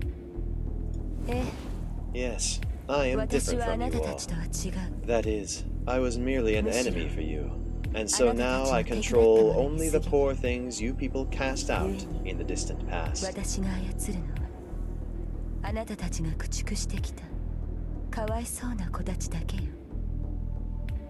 Anybody who doesn't know Ryder's true identity, I want you to guess it right now. Go for it. Guess it in chat. I see. I knew there was something twisted about you. So, you are a demonic spirit rather than a heroic spirit. Curse me all you want. It doesn't matter. You won't be able to lay so much as a finger on my darling here. The Pegasus rests its wings in the air. It's a giant arrow aimed at Saber's heart, ready to fire at a moment's notice. She glares at the creature and thinks, Pegasus itself is not a powerful phantasmal species. A typical Pegasus is just a phantasmal that can only match a demonic beast in power. Oh, what do you mean only? What do you mean only? Demonic beast sounds pretty fucking strong. Were that the case, it would be easy to defeat with Saber's invisible air alone. But it isn't the case. That Pegasus has existed since the age of gods, and has long since reached the level of a phantasmal. The horse is nearing the level of the dragon race, considered to be the strongest of all phantasmals. At the very least, its defenses are probably already at the level of a dragon race. Since Pegasus possessed divine protection that exceeds even Saber's, whose magic resistance is unparalleled. The way it glides through the air, trailing massive amounts of magical energy, is like a castle wall bearing down on Saber. It can't be possible to avoid or repel something like that.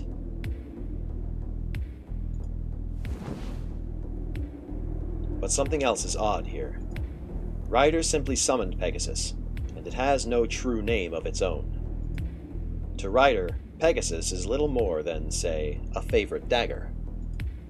And that means she has yet to use her noble phantasm.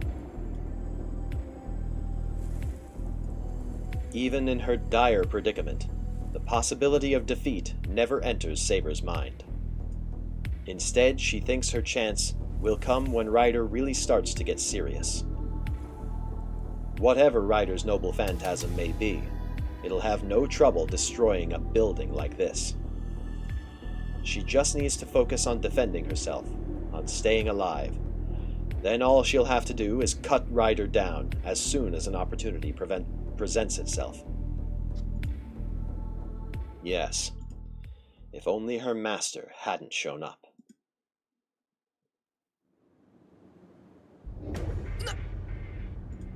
I look up towards the sky. Flapping wings. I hear flapping wings. Something, a paler and more blinding white than the light of the moon, hovers over me. It is a legendary mystic I've only heard about in myth.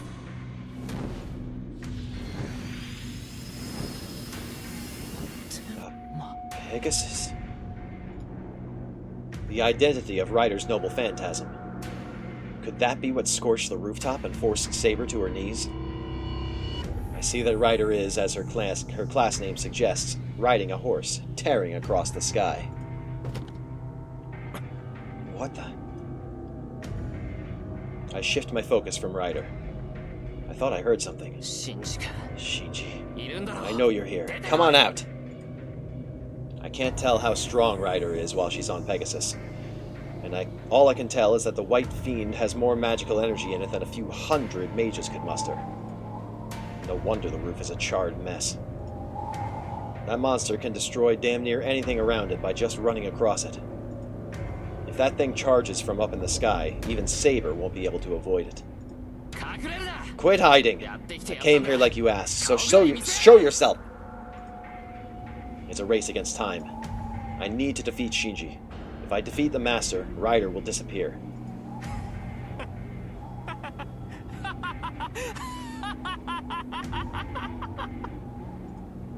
I hear laughter. Shinji must be hiding somewhere. Did you see that, Emiya? This is the difference between my power and yours. Only his voice echoes. I fight down my impatience and try to focus on the sound of his laughter. Damn, the wind's so strong. I can't tell where the laughter's coming from. Sucks for you.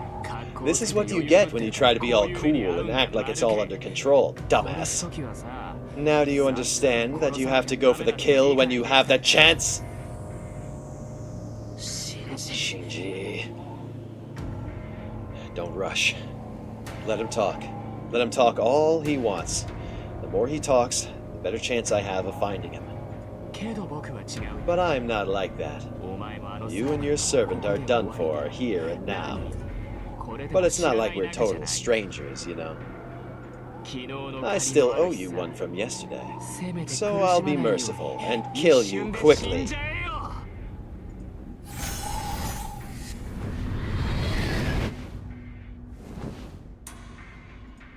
This is bad. Pegasus, still high up in the sky, tips its head towards Saber. The vortex of magical energy whirls faster, as if it knows no limit.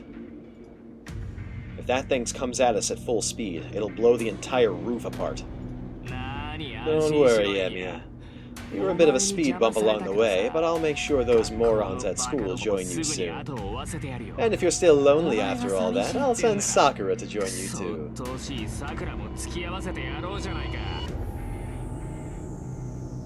I fucking hate Shinji. Why you, Shinji? Go, Ryder! Take the woman first. Don't leave a trace. Saber! A white comet streaks toward us. And at that moment, a storm rages around me. It's about to happen. She's releasing invisible air.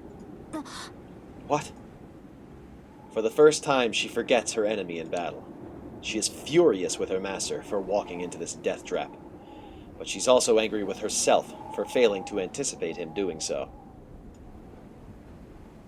All those thoughts are cast aside now. What else can she do? Even now, even in the midst of danger, she can see only concern for her well-being in his eyes. He's always been like this, actually. He may have understood that she was an exceptional knight, but that's never how he saw her. It appears playtime is over, Saber. Ryder's giggling voice reaches her even now. Ryder touches Pegasus's neck with both her hands, and the beast's wings beat harder. My noble phantasm is powerful, but it is not suitable to be used on the ground. If I use it, it will draw attention. With other masters still around, I could not do so readily. But up here, there is no cause for worry. This music goes hard. Did you understand that I brought you up here because it suited me? Something begins to form in Ryder's hands. It seems insignificant, really. A glittering golden rope. Is that your noble phantasm, Ryder? Yes, distasteful though it is. My darling here is too kind, not fit for battle. And so I need something like this to get them in the mood. Pegasus lowers its head. This feral nature is not inborn within the creature itself, but coaxed from it by Ryder's touch. Be gone, Saber. Even if you survive, your master has no chance. So long as your master dies, you will follow him, no?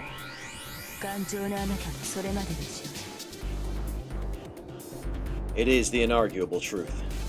Ryder's noble phantasm will utterly destroy the roof.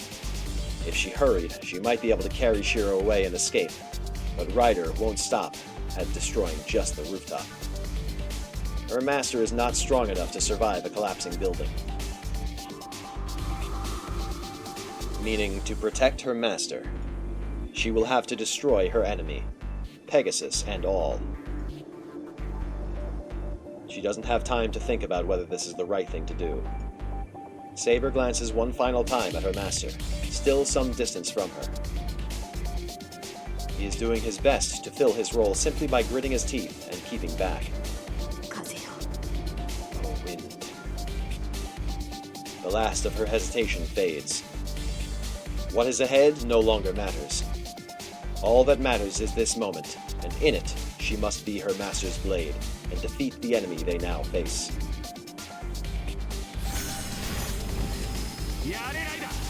Go, Ryder! Get that woman first! Don't leave any trace of her! I hear the jarring, grating shout. In that moment, Pegasus ascends higher and vanishes from sight. Pegasus flies up into the air. It's already lost its form. It rises up as if to shoot through the moon, and then continues its arc by flapping its wings, powering itself down toward the ground.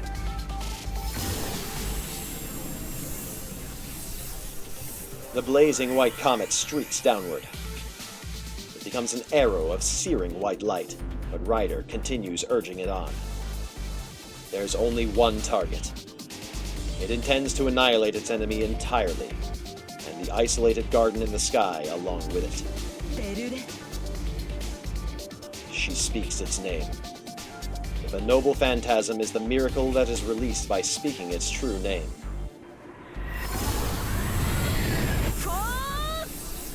Bellerophon!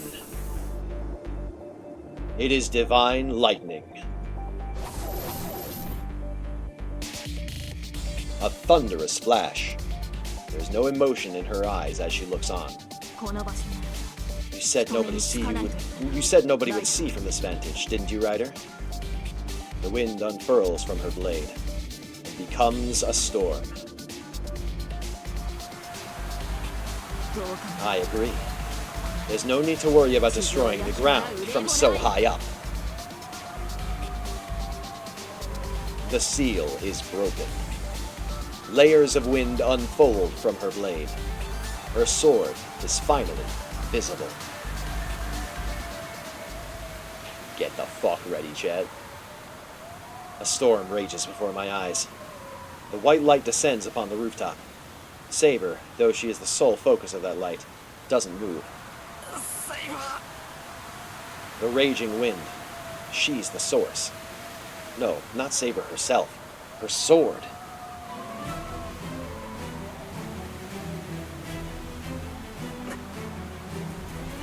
I can't believe what I'm seeing.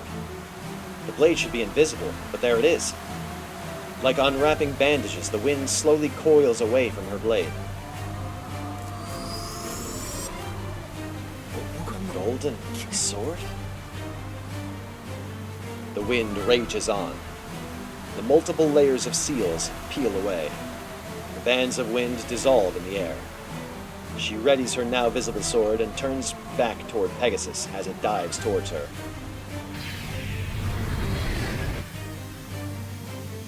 Ryder approaches as a brilliant flare of light. Bellerophon is now large enough to engulf the entire rooftop, and is only picking up speed to destroy us, building and all.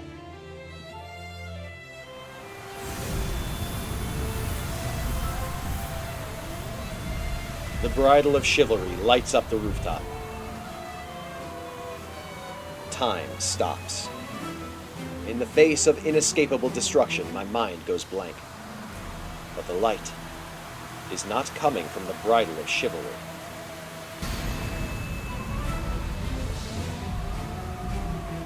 The light churns and builds upon itself.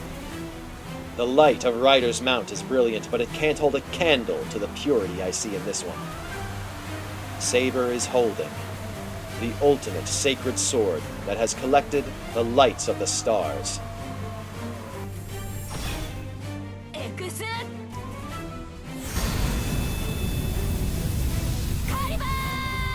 Let's go!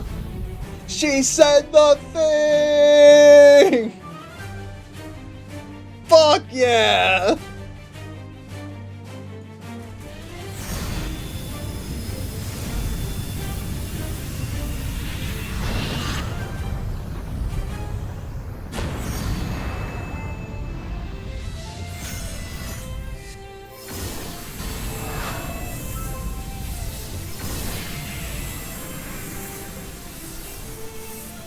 It was fucking crazy.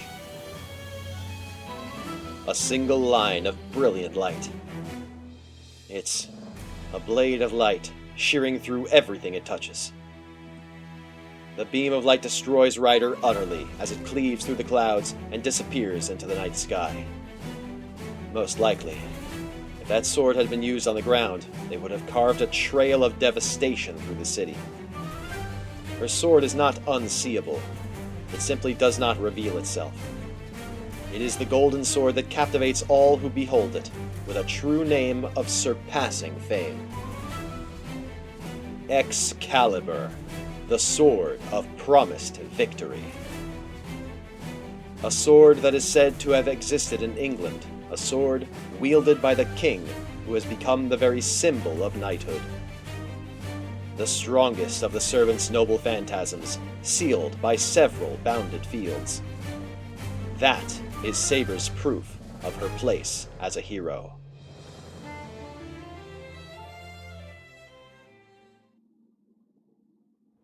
That was epic. And new servant data added. Silence falls over the rooftop. The wind has died down, and not so much as a breeze whispers across the rooftop. I stand, dazed in place. I can't approach Saber. I'm still too confused to act, or maybe I'm just captivated by her sword. My mind is racing, and I can't seem to think of much that makes sense. Why does she have that sword? That golden sword belongs to a famous knightly king. Everyone knows who... As I try to figure out how she came to have something like that, I realize my mind is doing everything it can to deny the simplest of the possible answers. I don't need to be making all these assumptions. That sword's always been hers. And that's why her true name is so easy to figure out. The owner of that sacred sword can have only one name. Saber remains motionless where she stands. I should approach her, but my body won't listen. I've been told so many times that Saber is a heroic spirit. But now that I've seen for myself that she is indeed a great hero of the past, I hesitate to even get closer to her. I hear a shriek. Something is burning in the shadows. I turn to look. I see a burning book slowly dissolving into a pile of ash, and... it's burning! My command spells are burning! I see Shinji cringing as he watches the book burn. Shinji!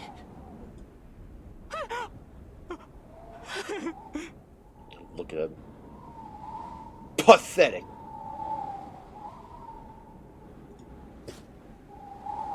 He must have realized how much trouble he's in now that Ryder has been defeated. Shinji turns and sprints toward the exit from the rooftop. Hey! He leaps through the door to the stairway. Wait, Shinji! I can't let him get away again. The moment I turn to pursue Shinji, just out of the corner of my eye, I see Saber collapse. My mind stops. Shinji's fleeing and Saber has fallen to the ground.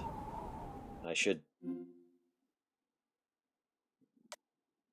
I know what the canon answer is. Shinji has to live. We can't kill him. He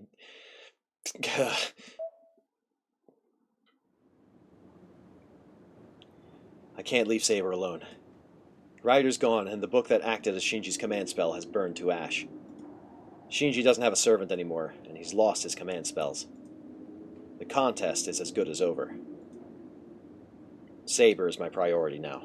Saber! I rush to her. She's not holding the golden sword anymore. It's disappeared, and now there's just Saber lying on the ground. Saber's in bad shape. Beads of sweat trickle down her brow, and her breath is shallow, labored. She looks like she's got a fever. Wait. Hey, Saber, what's going on? I call out to Saber nervously, but she doesn't respond. She's out cold. I touch her forehead. It's hot. I jerk my hand away. It's unnaturally hot. She's got to be running a fever of over 40 degrees. Celsius.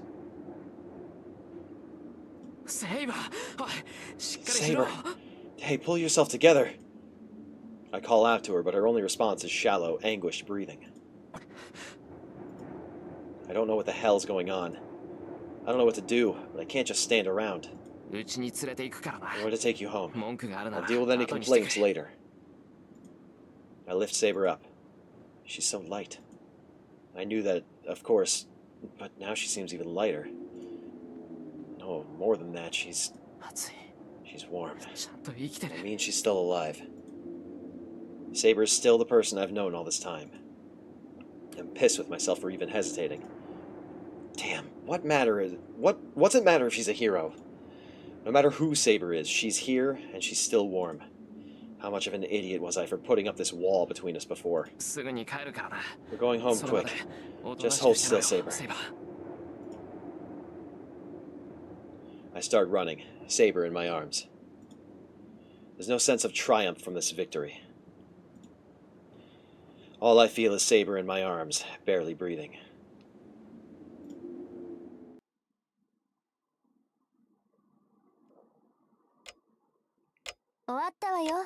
It's done. I'm having her sleep in the Japanese-style room. She's not waking up anytime soon, though. Not with the state she's in. Thanks for taking a look. I wouldn't have been able to treat Saber.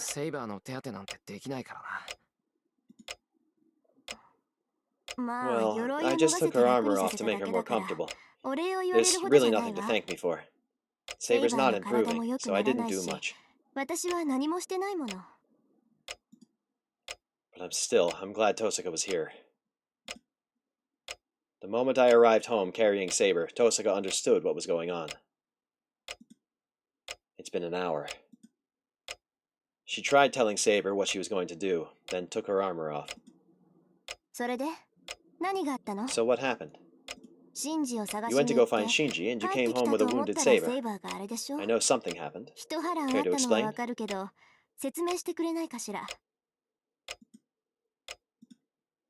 I don't know how to explain. Saber's noble phantasm. I shouldn't disclose her true name. I can't decide on my own to reveal that. Ryder's been defeated. Shinji lost his command spells and dropped out.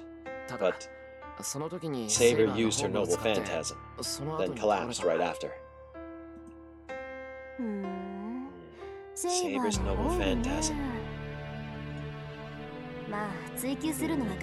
I do want details, but I can let that go for now. Probably the least of your concerns at this point. Why? What do you mean the least of my concerns? How is that unclear? You got to have it figured out by... You got to have figured it out by now. That Saber's going to disappear. What? She says it so calmly. Tosaka just casually brings up the one thing I've been trying so hard to avoid. Disappear? You're saying Saber's going to disappear? Yes. Saber's almost out of magical energy. I don't know what sort of noble phantasm she used, but it must have burned through an incredible amount of magical energy. Saber's used up most of the magical energy she had. She's in so much agony because she's fighting so hard to remain here, even as she's on the brink of disappearing from the lack of magical energy. She's going to disappear because she doesn't have magical energy. So you're saying that Saber's going to disappear even though she's not hurt? Yes. Running out of magical energy is a more serious problem than a servant just getting wounded. Magical energy is how servants are able to give their spirit's forms flesh. Without it, they will disappear.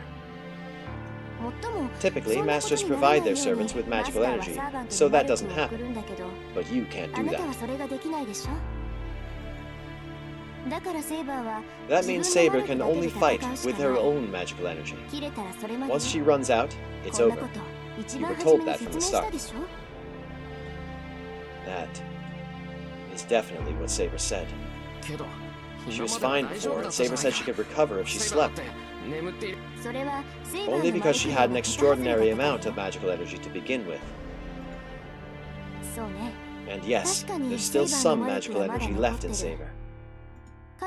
She can probably recover enough magical energy to maintain her body without disappearing. But that'll be about it. Saber will need to fight as she is now.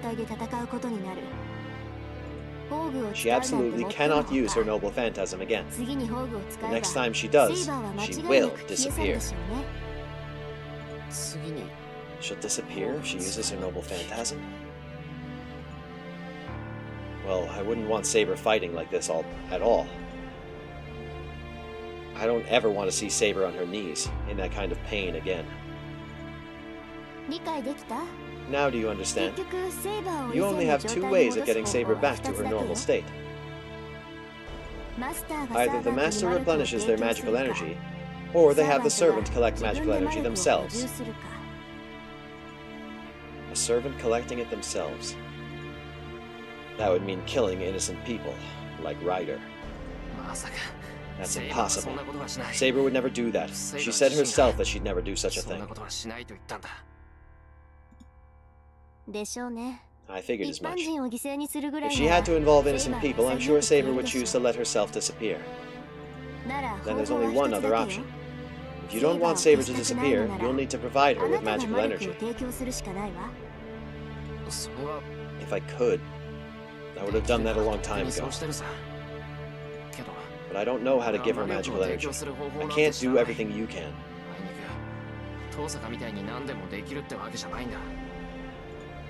Probably not.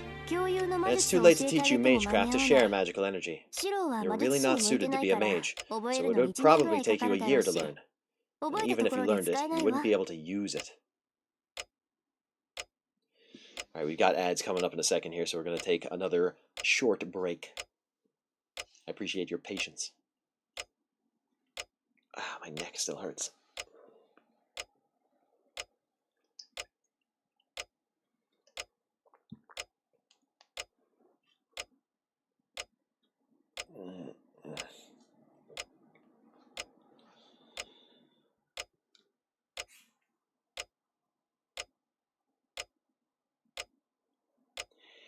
Any second now, I promise.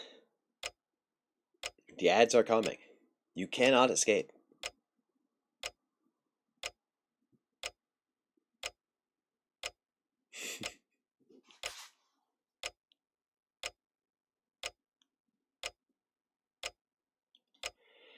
Man, this ticking clock is really apt. As we're waiting for the... There it is. There it is. There it goes. Now would be a great opportunity for everybody to get up, grab a snack, grab a drink. I just popped my spine. Have a stretch. All that good stuff. Probably a good time to do that.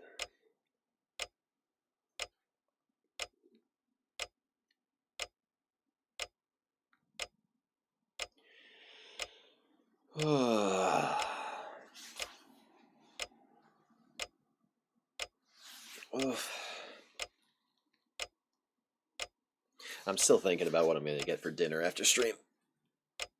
I'm still thinking about it. Because I have one or two things I could pick up at the store, so I should probably grab something while I'm there instead of going out and getting fast food. But then again, I don't necessarily have to go out tonight at all. So I could just eat whatever we have here at home, which basically is leftover Sloppy Joes. Which is good, so. I do love me some Sloppy Joe. Man, the no music and the ticking clock is really.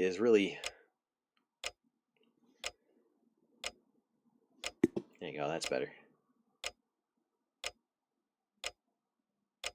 Pretty girl. I love Tozuka, she's my favorite. I'm warming to Saber a lot in this route so far, but I don't think anybody's ever going to beat Tozuka for me, honestly. She's my favorite.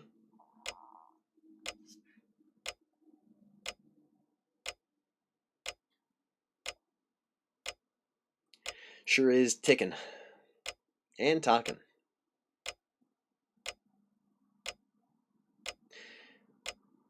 I don't use TikTok as much as I did before the whole ban fiasco.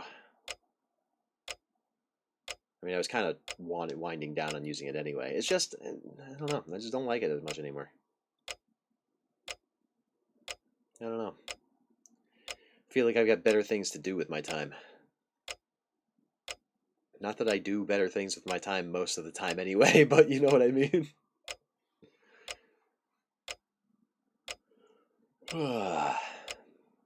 Alright, we'll be back from ads in just a moment here. I'm going to finish up my beverage.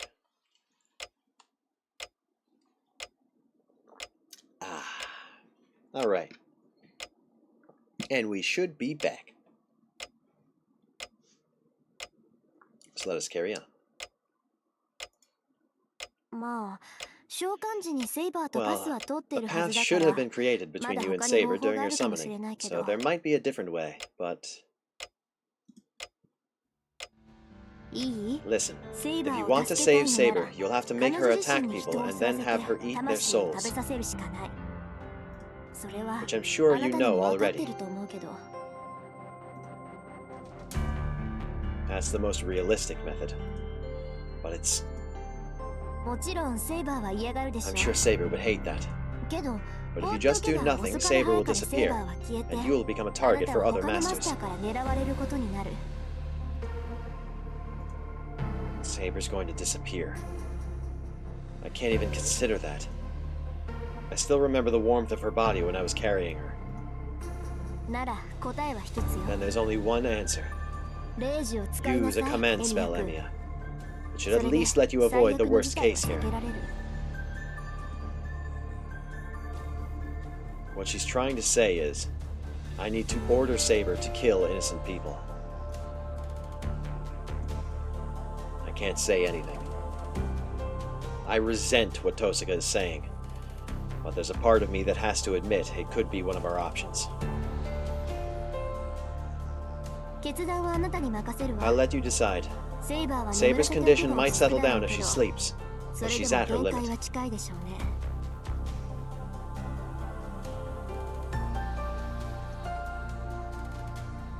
Tozuka leaves the living room. I can't even lift my head. All I can do is listen to the sound of her footsteps receding down the hall.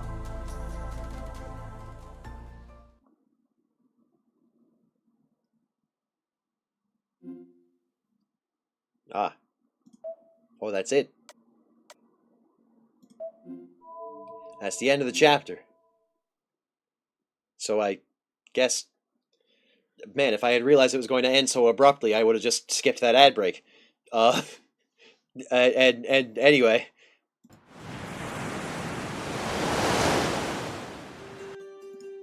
Thank you guys for joining me.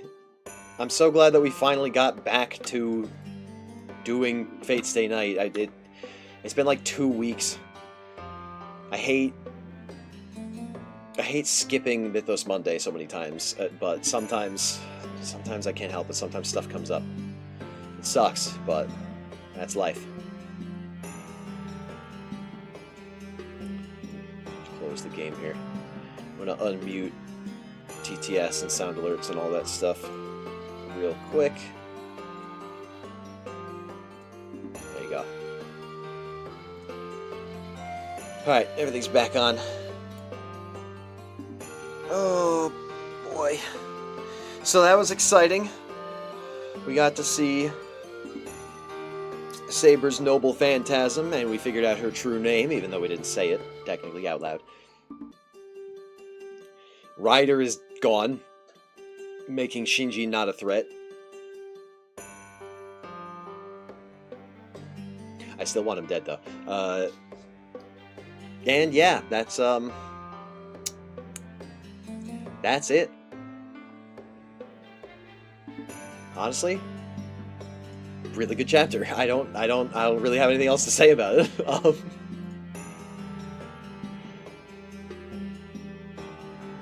I don't know who to raid for tonight. I also don't know what I'm going to do for food, but I should definitely do something because I'm losing brain cells. I'm so hungry. There's a lot of people on.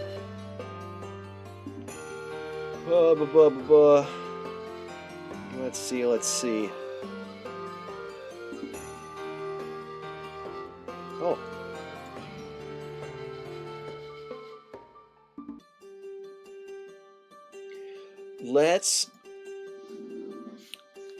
It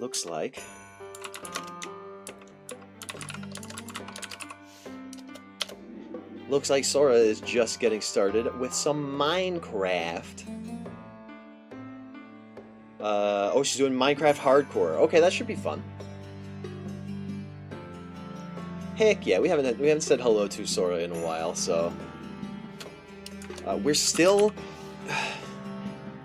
the Wolves vs. Foxes raid, or not raid, the Wolves vs. Foxes collab. I have been trying to get that to go, but there are so many people involved, and bad things keep happening to people. Like, Sora got sick, I got sick like twice, Kage, I think, even got sick in the middle of that, or had some other stuff come up. It's just, we've been trying to organize it, and we just can't. But we will. I promise. It's gonna happen. Eventually. The deadline, the end of this year. It's going to happen. Either way, tomorrow I'll be doing a collab stream with other people, with Kage and Bure, and all those people that I said yesterday. And that should be around 3 p.m. Eastern Time, so about 3 hours earlier than we started today. But yeah, until then, be nice, have fun, raid Leaf, and I'll see you guys next time. Ta-ta for now. Have fun with Sora. Enjoy